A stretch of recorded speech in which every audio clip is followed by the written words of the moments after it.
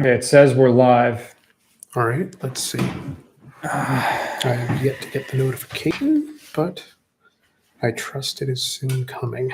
Yeah. So log this in at about 33 minutes to get this stream going. All right, there we go. And a peculiar thing happened. And that's the USB extension cable. While the GoPro recognizes that it's plugged into a computer, the Macintosh did not.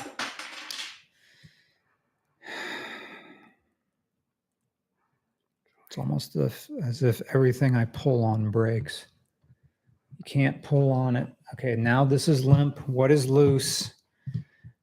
We've been sitting at that table for the past almost year.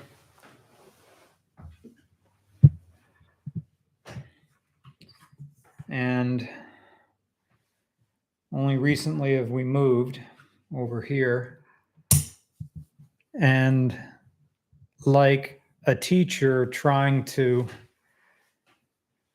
work the TV cart, it's as if the act of moving from one room to another made stuff stop working like that. Couldn't have written that. Could not have written that. Nope. That is the GoPro falling off the table and pointing at the ceiling.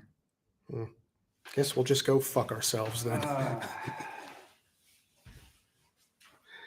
It's a very Nathan Drake thing of just things crumbling around. Yeah. I am using a vacuum cup. Suck this down. Now, if I'm smart, I won't have it unbalanced, and I'll just have it sit upright and sort of look down on us. Mm.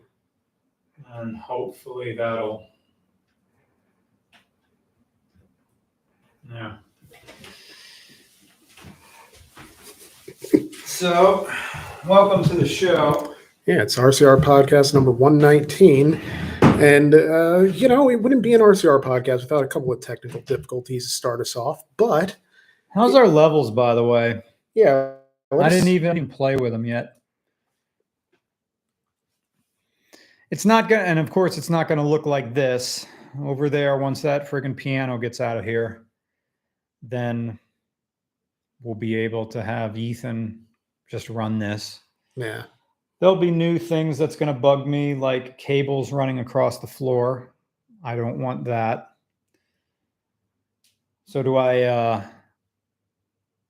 do I wrangle cables all the way over the door and just literally drill into the wall and just have them go like that? I don't know if I have enough XLR cable for that.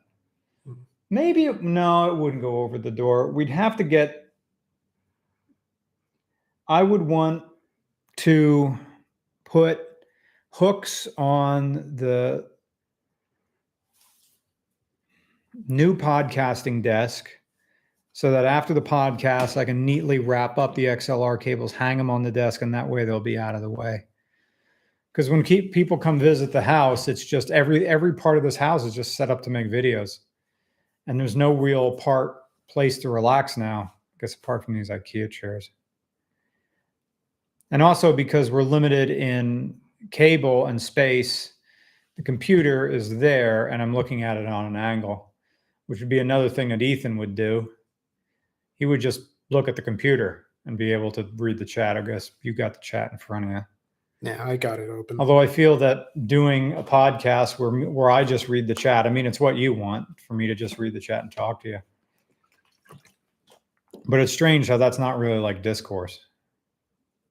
I mean, well, yeah, because you're kind of engaged with the text rather than with the people on the other end of the text, which, I mean, that's part and parcel of podcasting. The issue is that a lot of people don't necessarily have video components where you see the person I mean, I guess a smoking tire does, but I'm talking about like just traditional podcasts where they don't even bother. Half the time you don't even know what the hosts look like except for their, your channel avatar. Just make the podcast a call-in show. I mean, technically with Twitter Spaces you could. Yeah, we did that with the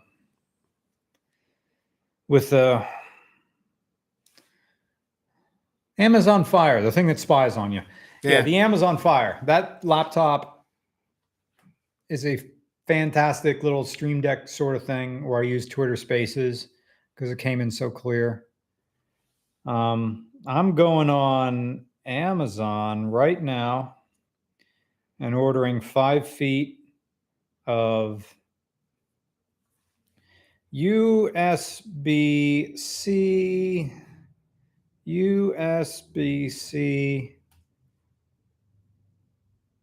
cable,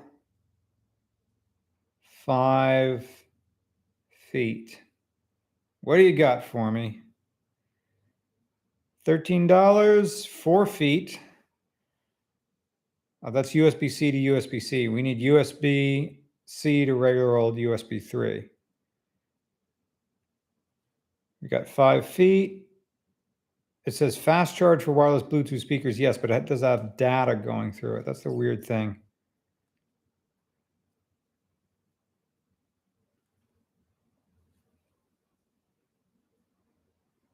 USB-C to USB-A cable, 5 feet. Nope. 3-pack of 5-foot cables. Fast charging, 3.1A to Type-C braided. It says charger, but is it going to be data? I mean, it's only $9. I mean, at worst, worst coming to worst. I mean, at $9, and if you got to send it back, there are plenty of, I imagine, places that operate as Amazon return centers, like a Kohl's or something along those lines. That actually is a very nice lighting fixture. I never did notice before. Add to cart. Okay. What else do I have in my cart? I got one other thing. Oh, I know what you are. Yeah, no one's going to get to know what that is. No super chat. Oh, yeah, I have to keep charge of super chats because it's over here on this laptop, but it's like, I got to turn. I could just use my phone and do that. I can see the chat going by with that. True. So this whole morning, we're driving the next giveaway car that we're not going to announce because we got a video to come out that comes out before it. But I was thinking a lot about how the early 2000s style is still, like, for certain manufacturers, is still hanging on from the 80s. Essentially. Yeah, and how you can't really have sharp-nosed, pointy cars anymore. Well, no, you really can't. It's different aerodynamics and everything. Why does my energy level just get so low when I do the podcast? I don't understand it. I don't know. Like, I understand intellectually why, because now, it's almost, what time does Farrah record his podcast? What time are we on there? I don't know. I want to say it was the early afternoon, which it should have, but it's like a California afternoon. So it's. What's the difference? I don't know. It's kind of my energy levels are always so much better in California. I don't know why. Yeah, me too. It's just different. Now my energy levels were way up because I was excited to be on the smoking tire. True. Maybe that's it. It's just a situation of being on a thing where you don't have to worry about. There's so much negative space here. Is there? I need to have a bunch of crap behind you, a bunch of crap behind here, stuff on the walls. Someone said like fake potted plants. Maybe like between two ferns. I should go to the auction bid board again and just get stuff there. That's where I got these end tables. Oh, yeah? It was pretty neat. It's like a flea market, but you don't have to deal with anybody. It's one of those things where it's a silent auction. So you just write down your bid on this little card attached to whatever item there is. And if you win, you get an email. Oh, nice. It's like a... And you go pick it up. So it's like that little wicker table and this end table. They were both like, I'd like, how much would you like to bid? And I said $5. No. And I won both of them for $5. Well, $5 each. And I'm like, okay, that solves the having something in between these chairs problem rather than paying for some other IKEA stuff. They even had some like 70s chairs there. Really? That actually looked pretty neat. Which would solve like, geez, it's Thursday right now. The bid board's open, I think. You can waste time in that place. I'll tell you what. You probably could, yeah. But we got to write the review for the giveaway car like right after this. Yeah. Well, at least but my energy level is different when it comes to like being on a podcast versus like being on like writing, because you're not really interacting.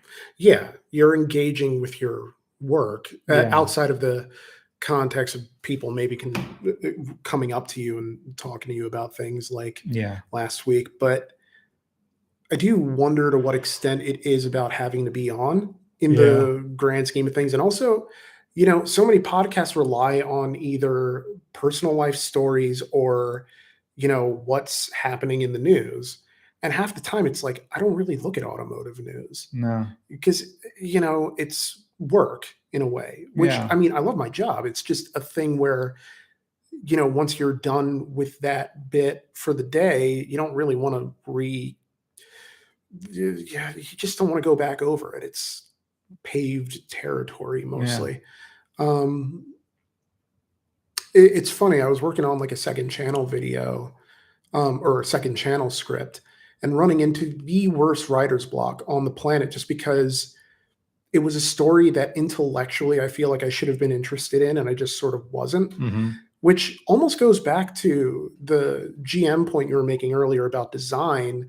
And when you were talking about it in front of the next giveaway car, I was kind of, the way you were describing it sounded like a second malaise era almost of just, you know, these different design philosophies. And then you have, you know, high tech, low income sort of ideologies being put at the forefront of design so that, you know, I guess everyone's trying to improve their profit margins for the most part, but by the same token, cars that normally would be affordable sort of aren't anymore. It's like everybody's getting sort of priced out of the market, and it includes the used market too, so that there really are no economy cars in the traditional sense anymore outside of what you might be able to find on, say, Facebook Marketplace or something, or, you know, the gravel. I should have like a bulletin board right here. I saw them at Goodwill. Yeah. We could just post pictures like, no, we should have a whiteboard instead. That way you could draw stuff on it. That'd be funnier. Yeah, that would be, Whiteboard, dry erase type of thing. All right. How is future Brian going to remember to just go to Staples and buy a whiteboard? I can send you I should get like a pencil and literally put whiteboard here right on the wall. And Greg the landlord. When we say Greg, we mean simultaneously my landlord and also Greg International, the guy who's teaching me to fly. Bob says blackboard, and I like the idea of a blackboard even better. Very teacher-esque. Yeah, but I don't like the idea of cleaning up chalk. No, it's a whole rigmarole. It's just a hard crayon. Yeah. Oof. We're gonna be going to the brick house, and then we're gonna be writing, and I'm gonna get a gin martini. And I know it's gonna wake me up. I know it is as weird as it is. You know, I could just literally go into the kitchen and make myself another cup of coffee. It's there. I have espresso. I can do it. You could. There's nothing stopping me from getting out of this poang and going right over there and getting a nice little bit of espresso. Be good. Just a little bit. Just a little bit. Happy hour starts in like 15 minutes. But Ethan doesn't go to work until like 5. Yeah. But he's not working the bar and he's not serving. He's just being at the host table. Yeah, he's a host. So it's not like he can come by and bullshit with us. Yeah. And I mean, realistically, we're going to be trying to write this next. Yeah, we're going to be a booth. We're going to be in a booth anyway. Yeah. They promote like, what do I want to eat? I was just thinking about that. Like, that's the kind of thing. Like Old Cumtown. Yeah. They just talk about what kind of sandwich we're going to get after this. Yeah. I mean, honestly, I'm probably just going to end up getting General Tso's cauliflower again. Yeah, it'd be awesome. Because that's just sensational. I don't know how they do it, but it's crispy as hell every single time. You know what? I'm going to get the tacos and the spring rolls. Tacos and fucking spring rolls and a fucking gin martini. Yeah. Can't go wrong. No, man. Can't go wrong. It's going to be great. And I love that happy hour is always 2 hours. Yeah. Because nobody's like happy hour. I mean, a gin martini is not going to be happy hour. That's probably not. They're like, what? Yeah, a gin martini is not a well drink. No, a well drink is a rum and coke, and like a gin and tonic. It ain't the same. Gin and tonic. It ain't the same. Yeah. Are our levels okay? I mean, I keep thinking they're not, but I have our mics equal. I don't know. Bob says levels are tasty, so all right. Can I zoom in on Bob? Can I do this over here? Can I zoom in right on the... Nope. Oh, yeah, there I can. Yeah, it says levels are perfect. All right, good. So, yeah. Had someone in the chat say Morgan Stanley says... Oh, okay. There's a super chat. Oh, nice. Isaac Flavely says, please get a 1996 Camry wagon for the next giveaway. You know what? I want to do one better. I want, and I keep telling Bernash about it. I'm telling them they made the Camry in a 6-speed. There exists 6-speed Camrys. Whether they came with a V6 or not is immaterial to me. Yeah. I want a 6-speed Camry. What he's going to do is he's probably going to run the gambit of early 2000s performance cars, which lately has just been like budget performance, but the SRT 10 wasn't. That's an expensive ass truck, and I'm glad he was able to swing it for us. Before we get into like late 2000s, like other things. Yeah. I mean, it's always his money, but yeah, Camry wagon, awesome. Boris, hello, Boris. Good to see you. Mr. Regular reads the weather, but it slowly devolves into incoherent ramblings as always. Yeah, weather is good. I can put like low effort in it. Man, I'd love to do more weather. And get him, Steve Dave. Nice reference. Love the setup. It's like a laid back podcast now. Also, I'm at Wawa. You want anything? Yeah. Can I get a breakfast sandwich? And if they don't have a breakfast sandwich, any sort of breakfast sandwich is fine. And if they don't have that, hash browns. And if they don't have that, don't worry about it. I'll just take a small coffee. Yeah. Just regular or hazelnut, and just put half and half in it. Great. Thanks, Steve Dave. Thank you. I actually did this yesterday because when I was coming back, I stopped at the Wawa and texted to say, hey, y'all want anything? And it's kind of a thing of when you get to Wawa, if it's not actually breakfast hours, they nominally have breakfast all day, which means yes, they have breakfast all day, but they don't really have breakfast all day. So what they mean is like you go in there, you're not going to be able to get a sandwich, but what you are going to be able to get is maybe like a loose roll or bagel, or maybe a side order of like 4 or 5 or 6 bacon strips. And then that's kind of it. Yeah. Outside of the whole, just maybe they'll have oatmeal, but half the time, I mean, I haven't had Wawa's food in a hot minute. So when I went in there yesterday, my stomach was killing me because I accidentally food poisoned myself with an old hard-boiled egg. Great going, Nick. It's just a small order of mashed potatoes, a small order of sweet potatoes. And then because sweet potatoes are back, is the season for it. Mm-hmm. And so all of a sudden it's like you can literally do the tapas thing where you're just getting sides. And that's your whole meal because you can't really go wrong with the whole sides for dinner. But no, yeah, sides for dinner is underrated.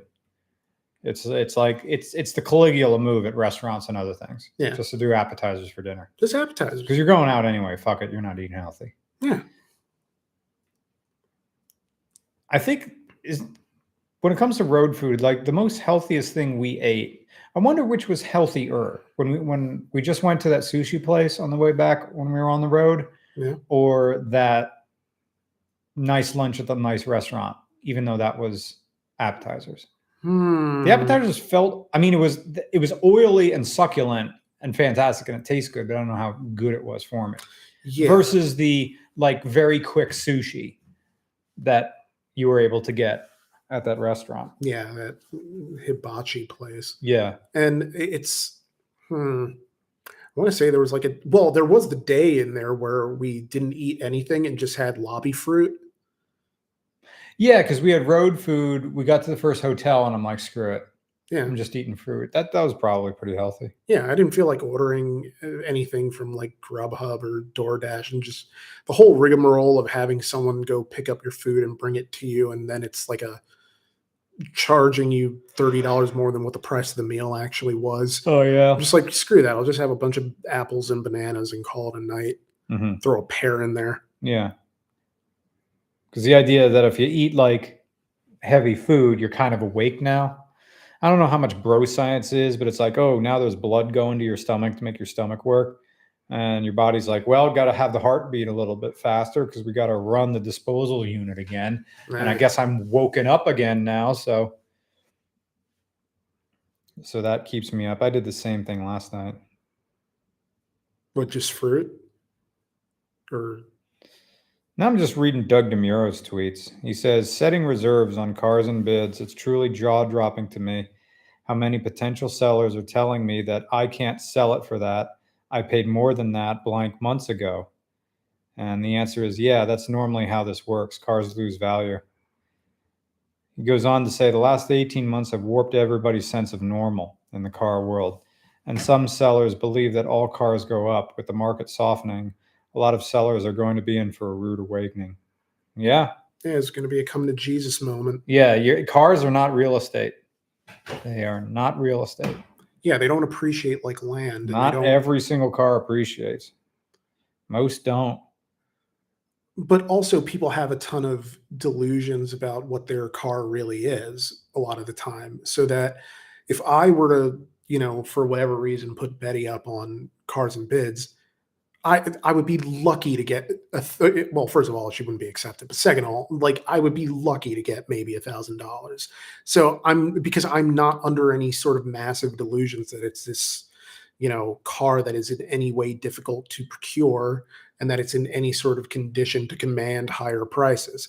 But people get into a certain mind space of, in their mind, they've already spent the money that they got from their sale. So the idea of letting it go for less than what they think it's worth, even though it's not really worth what they think it's worth, it's just completely anathema to them. And they don't think of, and there we go with all the best adult dating site spam. What'd you get? No. On the in the live chat. But it's just a bunch of best adult dating site. Chat 69. Come into the champagne room and let her just lay your head on her lap and let her tussle your hair. It'll feel nice. I could see. Oh, chat! I just saw that now. Chat 69, best adult dating site. Yeah. Chat 69, XYZ, best adult dating site. Thumbs up, kissy face, men. Wait, congratulations. Now I'm just going to read the emojis. Number 1, Chat 69, YYZ, best adult dating site. Open O mouth, male, female. Chat 69, XYZ, blue heart, best adult dating site. 2 hearts and thumbs up.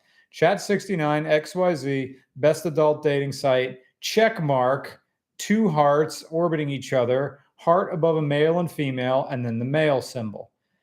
Chat 69, YYZ, best adult dating site. Big heart, 2 hearts, 2 purple hearts orbiting each other, 2 thumbs up, and a green check mark. And finally, Chat 69, XYZ, best adult dating site. We've got a thumbs up, kissy lips, the male symbol, and a smiley face with a bunch of hearts around it. You know what I haven't seen in this? Cute femboys. You haven't addressed that, so I don't know what we're doing here. Man, what are we doing here? I mean, come on now. I mean, come on. If you want to make money, you got to specialize. Yeah, you want a car that appreciates in value? A specialty car, an outlier. Come at me with your cis sex. What is this? The Olive Garden? Come to Toronto. There's a cougar bar by the home. Ew. Ew. Gross. I just responded to somebody on Twitter. Here's a poll if you want to leave your opinion in this way. Should I have a new personal account or stay and make it a separate business one? And my first question was, are you a registered business? Because if you're not, you can do whatever you want. It doesn't mean anything whether you have a business Twitter or not. The whole idea of having stuff separate from personal is it's a tax thing. So yeah, pretty much. Do whatever you want. Say you're a business. It's like back in the early days of YouTube, where people would call themselves like Crazy Homeboy Productions. Yeah. What? Where is this Crazy Homeboy Productions? You have a production studio? What is it? The Family Computer? Okay. Unregistered Hypercam?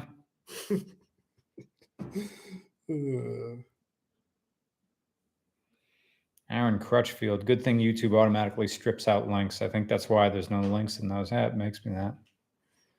Yeah, that's a good thing. Otherwise, people might be redirected to kissy face place where they get all sorts of malware installed in their laptop. How about instead of Sesame Place, it's just kissy face?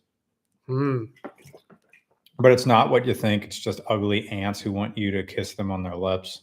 In exchange for a crisp 5? Or what's So you get a crisp 5 from every ant that's there. You can make your money back. True, unless it's a Dave & Buster's thing where the money's only good there. I mean, what's the going rate for ants these days? Is it a crisp 5 or a crisp 20? As a kid, I was getting like 5s. Yeah, my aunt has a walker now. Does she? Yeah. That's unfortunate. She had to go to a gymnasium down in Florida because they're... Dylan Hester says, hey, when are you coming back to Nashville? I mean, we'd fly into Nashville and then go to the Lane Museum again. Probably, yeah. The greatest thing you have to find a better place to drive. Those roads around the Lane Museum are pretty terrible. But the whole reason you go film at the Lane Museum is to drive stuff that's not supposed to be here. Yeah. Yeah.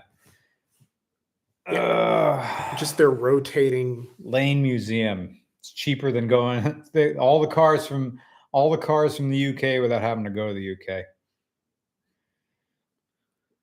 I mean, I do find a certain amount of entertainment value in downtown Nashville, where everyone's drunk to the point of belligerent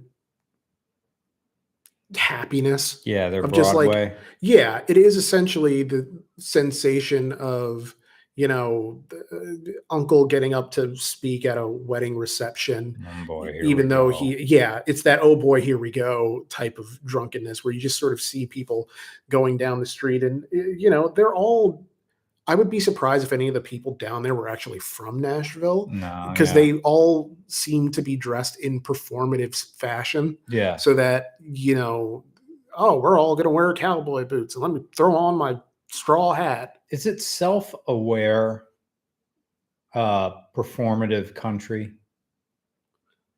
It's different than LA. LA people live their fantasies. But in Nashville, is it different? Are they aware they're dressed in a caricature of a farmhand? Because LA, there's like this forced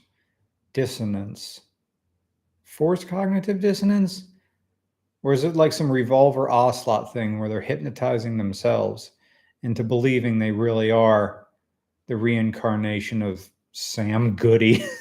Sam Goody. Oh, that's a throwback. Yeah.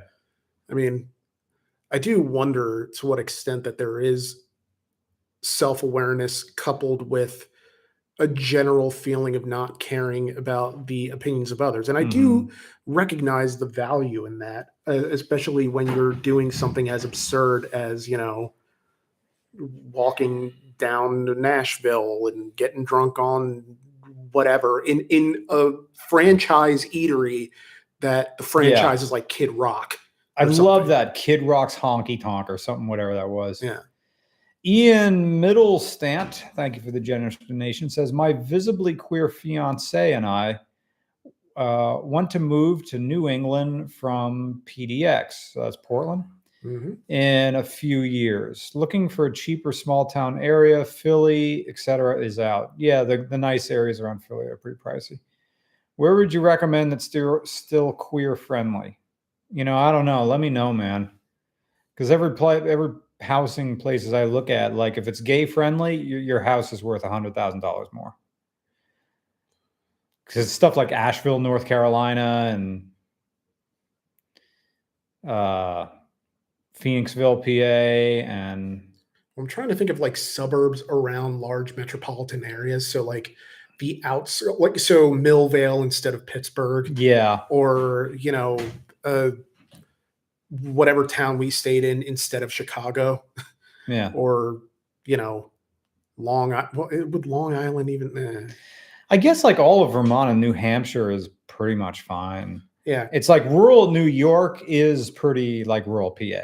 Like a bunch of disgruntled men with goatees believing that their problems in their life can be blamed on political affiliation. Whereas people are saying Brooklyn, well, obviously, but yeah. But I don't think it's a small town. They're going to vibes. New England. It's like somewhere in Colorado, maybe. Yeah. Like, Carl Levine says rural New Hampshire is still pretty orange, man. Stay closer to Massachusetts. Okay. Avoid anywhere with a Foot Locker. What do you mean? Like a strip mall area?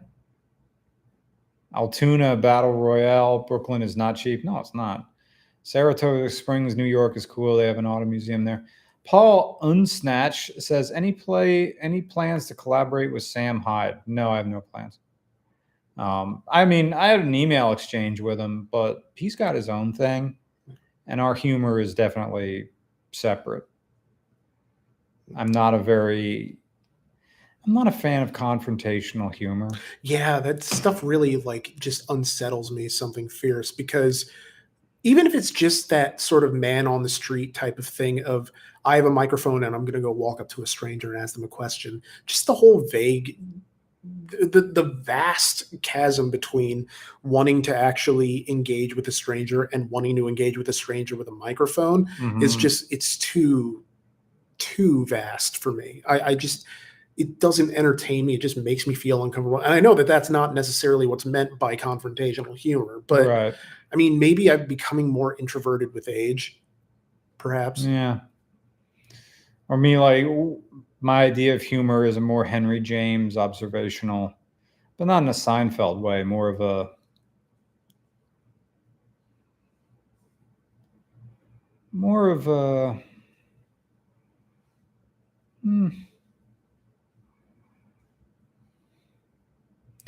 Sorry, I got distracted by my computer monitor over there. It's really far away from the wall. And I could add another 2 feet of space to the middle of this room if I move it back. But then the monitor is so big. Like I have a 48-inch monitor. And it's so big that it has to be far away. So I need a desk that's like almost like 4 foot square, really. I need a table. I need a 4 foot square table is what I need. Or do I? How deep do I really want to be away from the wall? I need to measure that. But I doubt future Brian is going to remember to go get his tape measure before we go to the restaurant. People are saying do a train. Nope. No trains. It's one of those things that never going to happen. Recurringly suggested to us, and it never becomes more likely as time goes on. If anything, it becomes less likely. Ooh. Francis Bourgeois does trains. All right. Cool. Cool. Yeah. I'll go up to it. I look at trains like I look at dump trucks. Actually, dump trucks are kind of neat, but I look at trains like, well, I want to drive an airport tug. What am I talking about? A street sweeper would be cool. Street sweepers, some like utility vehicles. They'd be neat. Yeah. But you see, I keep coming back to this word agencies. Train is not agency. Train is following orders. And I guess it's people who really, really like I wonder if there's a correlation to people who are nuts for trains and people who are hyper authoritarian. What's the word for really loving authority? Authoritarian loving? Pro-authoritarian. Yeah. Or just authoritarian. Yeah. It's not, because it's not the same thing as airplanes. Yeah. Airplanes, like, yeah, you cooperate with ATC and you're being hit by controllers, but you're still up there. You can do whatever you want. Sky King proved that. Yeah. They can yell at you, but all right. Well, I guess you'll shoot me down. I guess at some maybe. point. Yeah. But then you got to shoot all these people down too. Yeah. So do it. Yeah. Well, he was in the plane by himself, not friggin' Dash 8 or whatever he had. But yeah. Anyway. But yeah, trains go forward and back only when you're told. A train. How about we review standing in line for the bus? For the school bus. You can't, don't get out of line or standing in line for lunch, because that's what you are. You're just being ordered around. So is that what a train is? It's just you being ordered around. Trains. But more stressful. It's like being told to wait in line by your mom at the grocery store while she goes grab something she forgot real quick. Yeah. And then the line starts moving really fast and you're just a fucking 9-year-old. And it's not like you're going to pay for the groceries once you get up there. Yeah. Oh. Boris says, run a train with friends. I think that only works in your imagination. Yeah. Running a train, it's like dicks and butts. But again, you got to have walkie-talkies and stuff. Walkie-talkies? Yeah, because, the second, you thrust into the guy in front of you, you're also clenching your butt as you're doing it, so the guy behind you pops out of your asshole. Well, are you thinking more of a human centipede thing? Because I figured No, I'm thinking...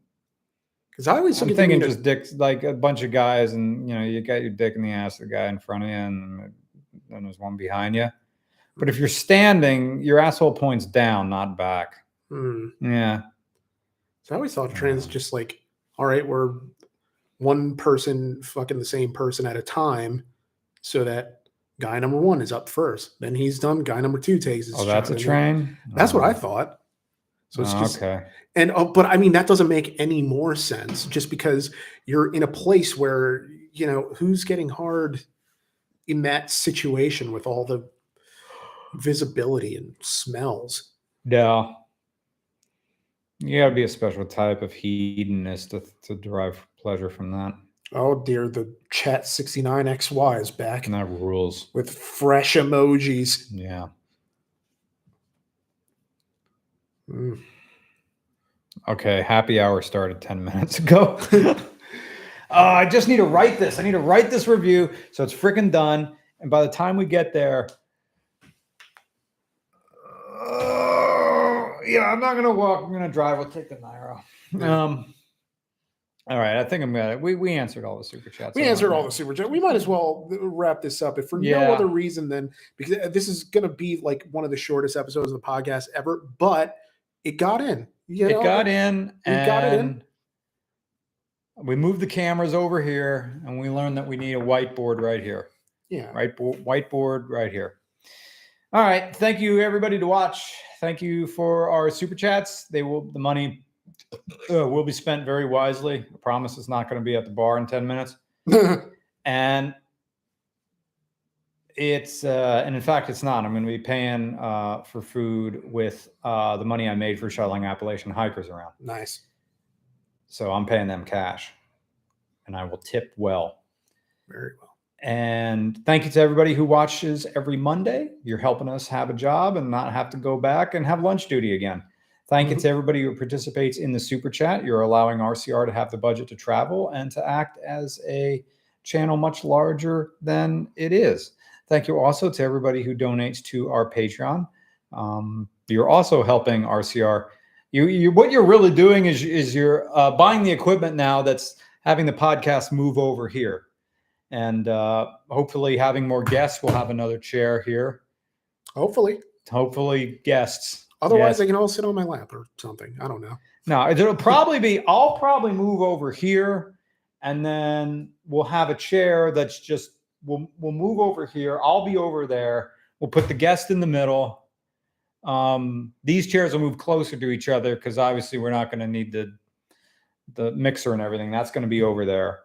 I wonder how many episodes it's going to be like this before we get that out of here, before we get the piano out of there. We're too deep, so we'll see over time. Thank you, guys. And see you next time. See you next time. Take care. That's wrong. I shouldn't say see you next time because that's what the flight crews tell you if you were an asshole. They tell you see you next time. Thank you for watching, and see you again after a while. See you again after a while. Thank you for watching, and thank you for liking my silly show. There we go. That's good. Cheers. There we go.